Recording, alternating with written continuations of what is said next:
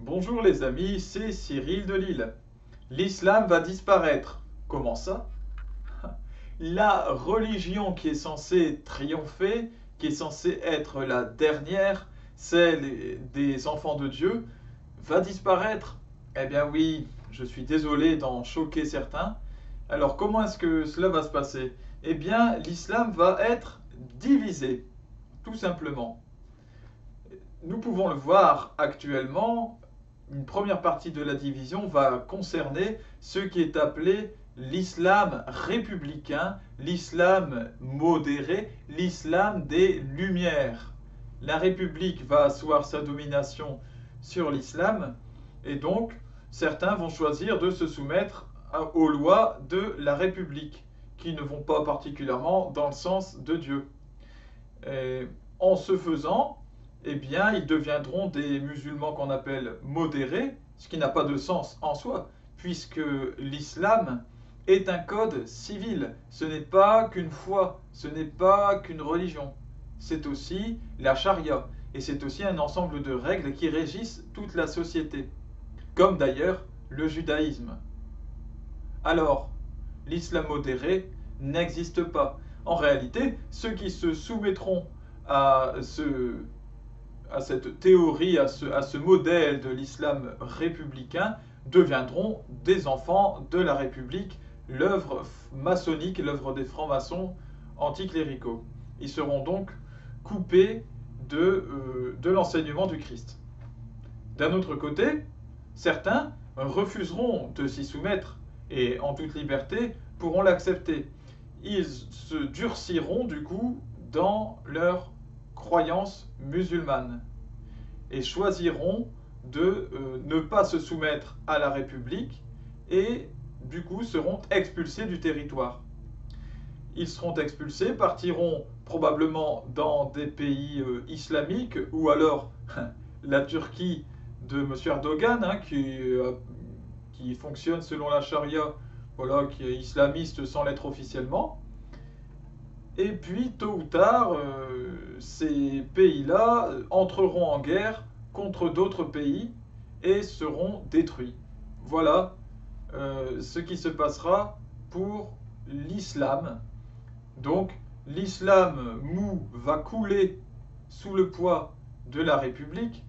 L'islam dur, lui, va justement subir la guerre, va s'opposer à d'autres pays et disparaîtra de cette façon-là. Restera-t-il des musulmans alors dans cette affaire? Des musulmans, d'anciens musulmans en tout cas, qui auront été convertis au Christ. Si vous voulez accéder à la foi en Dieu, la véritable foi dans le véritable Dieu, qui est Trinité et qui est Père du Fils, qui est Père du Christ, eh bien, il vous faut croire en Jésus-Christ, tout simplement, qui est le chemin, la vérité et la vie. Tôt ou tard, tous les croyants sincères de ce monde seront réunis en Jésus-Christ, dans la foi en Jésus-Christ. Musulmans, juifs ou autres, et catholiques, chrétiens de manière générale. Alors, je m'adresse particulièrement aux musulmans, il est plus que temps, tournez-vous vers le Christ, c'est le moment. Ou alors, choisissez votre camp.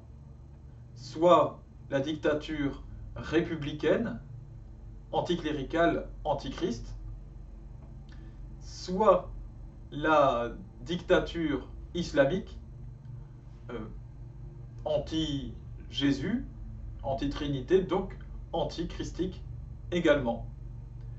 Dans une situation comme dans l'autre, vous rejoindrez, dans ce cas, l'antichrist. Est-ce que vous désirez rejoindre l'antichrist ou alors vous tournez vers le Christ? Telle est la question.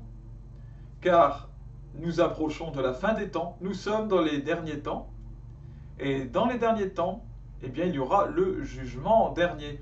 Et lors du jugement dernier, eh bien, il y aura les chrétiens et ceux qui ne le seront pas. Ceux qui se seront tournés vers le Christ auront été protégés par le Seigneur jusqu'à la fin. Ceux qui ne se seront pas tournés vers le Christ seront dévorés par l'Antichrist, volontairement ou involontairement. Je rappelle que l'islam en lui-même est antichrist, puisque il est bien dit dans la Bible qui est antichrist, et sinon celui qui nie que le Père, qui nie le Fils, qui nie le Père et le Fils. Celui-là est antichrist. Celui-là qui nie que Jésus soit le Fils. Autrement dit, ceux qui disent que Jésus n'est pas Fils de Dieu, que Jésus n'est pas le Christ, ceux qui disent que Dieu n'est pas Trinité, sont en réalité antichrist. À terme, l'antichrist qui viendra sur terre, eh bien, condensera toute la pensée antichrist. Il n'y a pas, évidemment, que l'islam. Il y a beaucoup de pensées au fur et à mesure du temps qui se sont révélées antichrist. Les républicains qui sont en réalité francs-maçons, c'est-à-dire, et vous pouvez voir ma vidéo sur la franc-maçonnerie pour ceux-là, qui croient en un Dieu qui pousse l'homme à se construire lui-même, loin de la foi, un homme qui devrait se construire par ses mérites, par ses propres mains, et donc ainsi écraser ceux qui ne méritent pas, parce qu'ils n'ont pas travaillé autant et n'ont pas fait ce qu'il fallait. Et bien là aussi, on a évidemment un antichrist qui méprise le pauvre, qui est dans un rapport de lutte des classes, dans un rapport de domination des uns avec les autres. Voilà. Musulmans, il est temps de faire un choix clair sur le Christ. Est-il le Fils ou n'est-il pas le Fils? Est-il Dieu le Fils ou n'est-il pas Dieu le Fils? Est-ce lui qui vous sauve ou quelqu'un d'autre? Jésus, c'est dans le Coran tout ce que je vais dire. Jésus a produit des miracles, pas Mahomet. Jésus est la parole de Dieu incarnée, pas Mahomet. Il est même dit, dans ce même Coran, que la parole de Dieu est toute puissante. Alors, si Jésus est la parole de Dieu et que la parole de Dieu est toute puissante, alors Jésus est tout puissant. Il est donc Dieu. Bien. Mais reprenons. Jésus est sans péché. Pas Mahomet. Jésus, lui, reviendra à la fin des temps pour juger les vivants et les morts. Pas Mahomet. Alors, comment croire en Mahomet, qui est donc ne sauve personne, qui est mort et pécheur,